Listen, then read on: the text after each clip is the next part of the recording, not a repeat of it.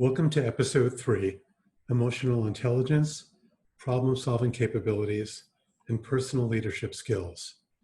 In this episode, we'll go deeper into the domains of emotional intelligence, understand the fundamental underlying principles of corporate problem-solving, and flesh out the attributes, notably authenticity, needed to sharpen personal leadership skills. In 1995, Daniel Goleman, psychologist and lecturer, published Emotional Intelligence, Why It Can Matter More Than IQ. In his book, Goleman suggests that emotional intelligence is as important as IQ for success.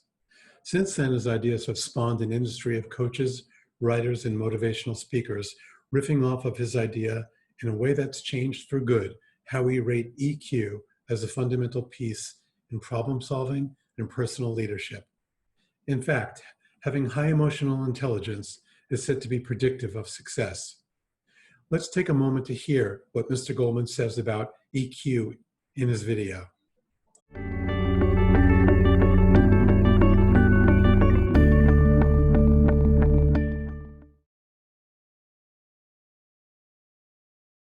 Emotional intelligence refers to how well we handle ourselves and our relationships. There are 4 domains. Self-awareness, knowing what we're feeling, why we're feeling it, which is a basis of, for example, good intuition, good decision-making. Also, it's a moral compass. The second part is self-management, which means handling your distressing emotions in an effective way so that they don't cripple you, they don't get in the way of what you're doing, and yet attuning them to them when you need to so that you learn what you must. Every emotion has a function. Also marshaling positive emotions, getting ourselves involved, enthused about what we're doing, aligning our actions with our passions. The third is empathy, knowing what someone else is feeling. And the fourth is putting that all together in skilled relationship. So that's what I mean by emotional intelligence. There are many. It's worth reviewing what Goleman calls the 4 domains of EQ. First up is self-awareness. Now, self-awareness is the ability to know what you're feeling and why you're feeling it. If you had that kind of control, imagine how invaluable it would be in making informed decisions. Self-awareness is also a critical factor in how well you communicate with others. We're all human. Being honest with ourselves about a potential weakness in this area allows us to change behaviors. Self-management is how one handles distressing emotions, how we marshal positive emotions and align our actions with what is positive, what strengthens our relationships with colleagues, managers, and clients. This is masterclass behavior. Your ability to cut through the noise and take positive action would be career-changing. People who can self-regulate adapt well to changing situations. Empathy, to me, is a hugely important domain. Knowing how someone else feels helps us approach that person productively, even if the intent is to impart less than desirable news, or when you're trying to sensitively reveal the elephant in the room. Empathy enables us to use language that takes into consideration the dynamics between team members or between a manager and an employee. It brings a gentle clarity to your point of view. It helps to forward everyone's agenda. It gets problems solved with efficiency and effectiveness. And the last domain, social relationships. When you put the first 3 domains together, you're not simply in charge of your own feelings, you're building trust. You're incentivizing others to be the best they can be, while at the same time making it safe for them to make mistakes and trusting that they'll make the appropriate corrections. People with good social skills make great team members. They make good managers. They're recognized as leaders within the company. Open your mind to the potential of knowing yourself better in this area. There are plenty of online EQ testing formats that can help you determine where your strengths and deficiencies lie. Take some time to avail yourself of one or more of them. Developing a proficiency in EQ will provide an enormous assist when problems arise. And here's the gift. They'll lessen the amount of problems that will arise in the future.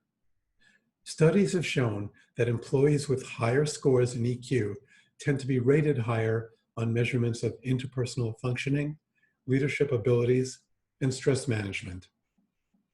Other studies have linked higher emotional intelligence with better job satisfaction, as well as overall job performance. And here's the best outcome for higher EQ. According to a survey of hiring managers, almost 75% of respondents suggested that they valued an employee's EQ more than their IQ. So based on what we have been talking about, I'm certain you'd agree that higher EQ would support more impactful problem solving. So let's look at that in more depth. First of all, EQ can help you choose which problems you'll react to. In other words, it's critical to choose your problems wisely. Not every problem is yours to solve. That's a relief, isn't it? Because trying to solve every problem won't help you move forward within your organization. In fact, it will ultimately bury you in minutia. You'll be known as that rebel without a pause.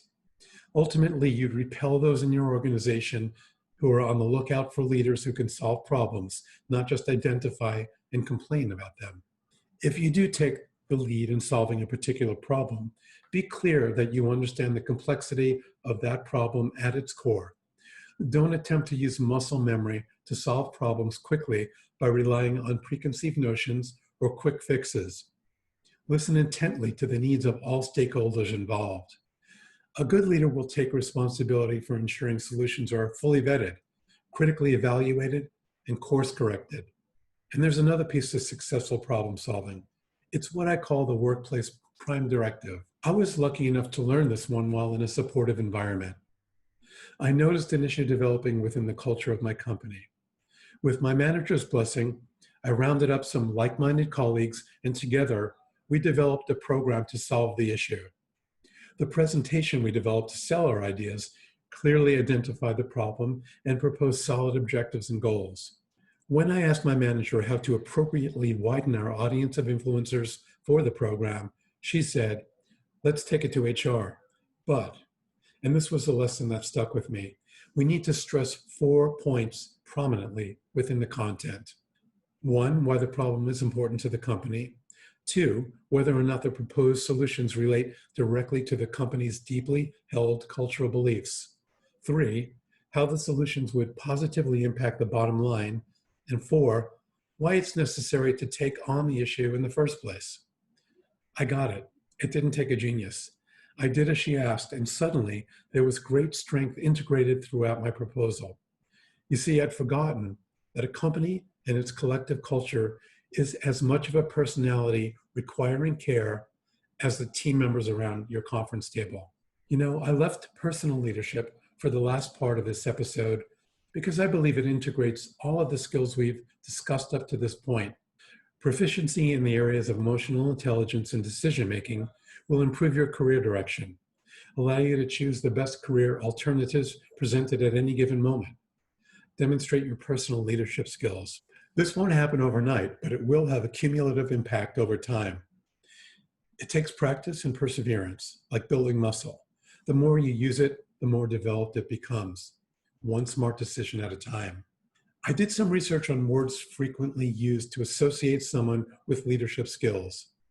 It's a compilation from an impressive list of people and publications like Tony Robbins, Forbes magazine, Brian Tracy, and Harvard Business Review. Take a moment to read through them.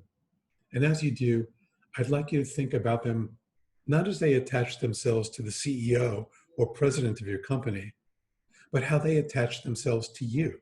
Leaders are made up of these attributes, but the attributes come first. The attributes create the leader. So don't view this as some arm's distance use of vocabulary. It's meant as a guide for you to use in order to develop leadership skills.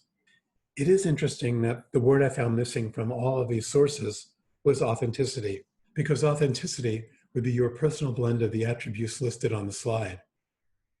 It wouldn't look like anyone else's blended view, and thus, your exercise of leadership would be individuated. You would be individuated. You'd be distinguished, authentic. Listen to how Judd Linville, the CEO of a business group at Citibank, talks about the importance of authenticity in leadership, particularly about his own team, how different and unique they are, yet all good leaders. Part of it is being very true to yourself as a leader and authentic in your style. And the countless leadership trainings and others that I've done in a prior life and at Citi, to me, leadership is kind of a patchwork quilt amalgam of different things you've seen and practiced and done that feel true to your character. If you were to look at my team, you wouldn't believe how diverse they are on so many different dimensions, but certainly on personality and style. They, and I consider all of them to be exceptional leaders. And how they lead and create followership and engagement is very different. So that, to me, the core of it is kind of understanding what you're comfortable doing and what is so authentic and true to you. Emotional intelligence, problem solving, and personal leadership. This is the backbone of success, whether you work in a small or large company or own your own business. All of your insights, clarity, intellect, and sense of purpose won't take you far unless you can somehow filter them through these 3 talents. This is particularly important during a time when the workplace does seem upside down. As I said during the first episode in this series, discordant times create opportunity if you have the right stuff, if you see through the confusion and view the disorder as an on-ramp. Thanks, and please join me for the next episode, Balancing Urgent Workplace Survival Needs and the Future State.